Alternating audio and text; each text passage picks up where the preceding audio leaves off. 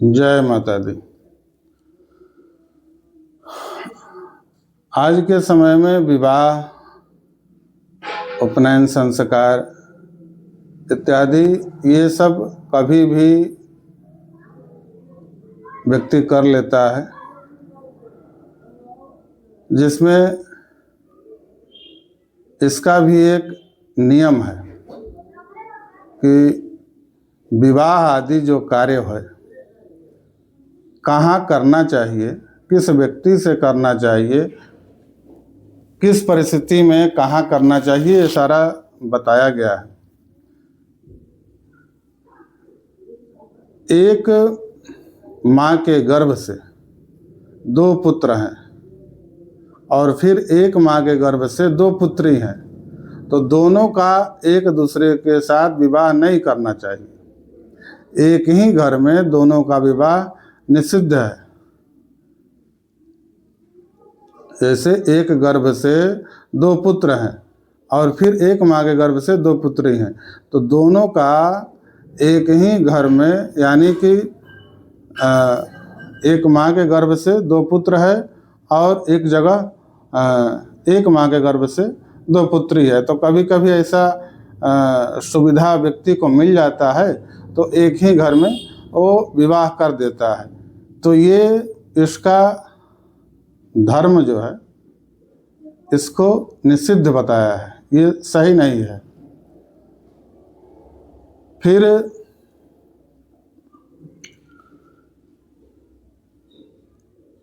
एक गर्भ से अगर किसी का पुत्र है, पुत्री है, तो 6 महीने के अंदर 3 अग्नि कार्य निषिद्ध है।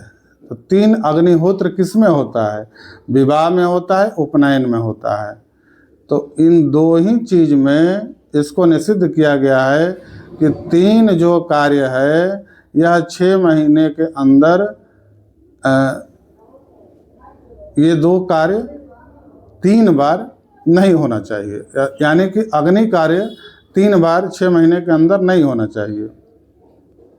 तो ये किसके लिए मना किया गया कि अगर आपका पुत्र है और आप ही की पुत्री है, तो बहुत लोग करते क्या है कि शादी उसका और उपनयन दोनों साथ में करते हैं, तो ये इसको निषिद्ध बताया गया है। फिर एक और है कि जैसे एक ही गर्भ से पुत्र और पुत्री का जन्म है, तो उसका विवाह तुरंत नहीं करना चाहिए, यानी कि बहुत लोग तुरंत कर देते हैं 1 महीने के अंतराल, 10 दिन के अंतराल में, तो ये भी नहीं करना चाहिए। ये भी सही नहीं है, ये भी धर्म निषिद्ध है और इसका दोष लगता है और आगे चल के इसका भुगतान उनको करना पड़ता है।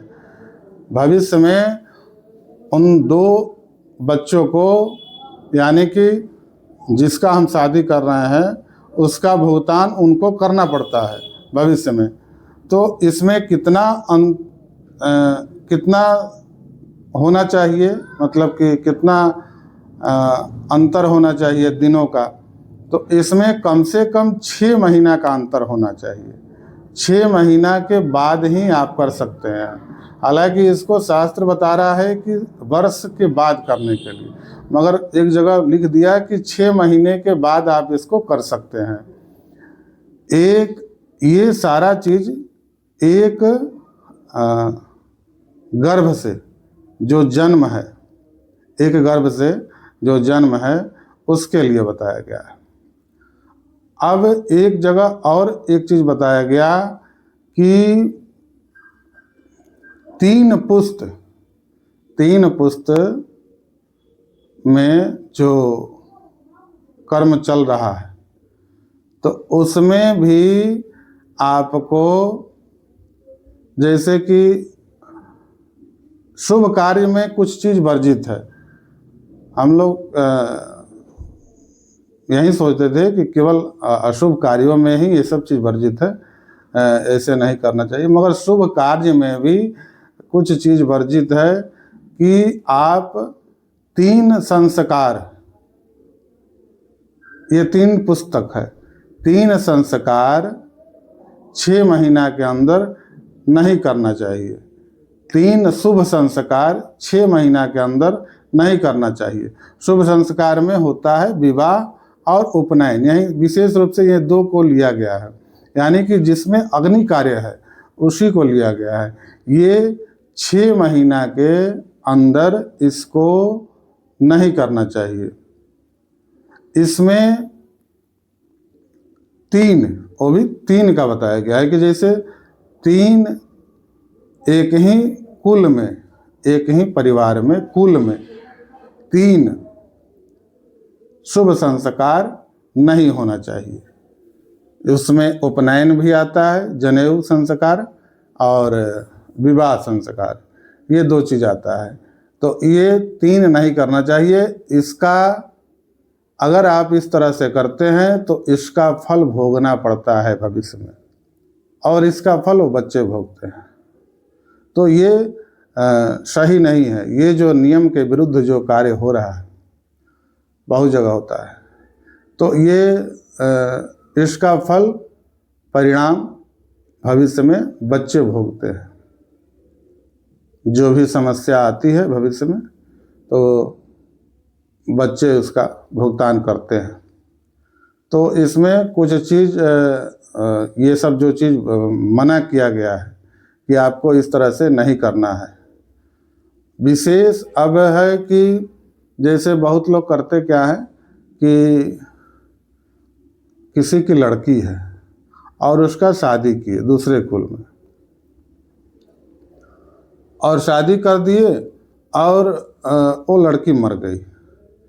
तो बहुत लोग क्या करते हैं कि फिर अपना अगर दूसरी लड़की है तो उसी से उसका शादी करा देते हैं। तो ये भी, इसका भी धर्म निषिद्ध कर रहा है कि ऐसा नहीं करना चाहिए। हाँ, आपके पास अगर व्यवस्था नहीं है, अगर आपके पास उस तरह की व्यवस्था नहीं है, आपके पास धन की कमी है, आप उस अभाव में अगर कर रहे हैं तो कर सकते हैं। मगर इसको निषिद्ध बताया गया है, इसको भी निषिद्ध बताया गया है कि इस तरह के परिस्थिति में आपको नहीं करना चाहिए।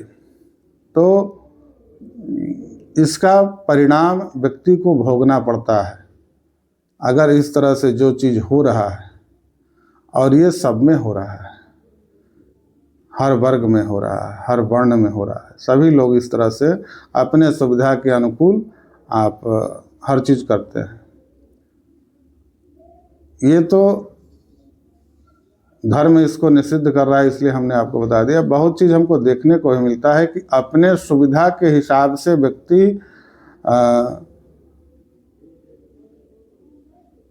जो दिन होता है विवाह का, वो अपने सुविधा के अनुसार आदमी रखवा लेता है। तो आप हर जगह अपना सुविधा के अनुसार हर जगह कार्य करते हैं और इससे धर्म को देखते नहीं हैं।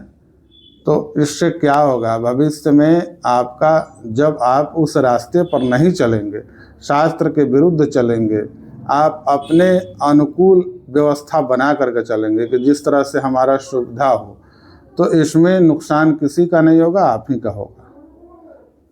क्योंकि धर्म उसी का रक्षा करता है जो धर्म को लेके चलता है, और जो धर्म से विरुद्ध चलता है तो धर्म उसका कभी रक्षा नहीं करेगा। जय माता दी।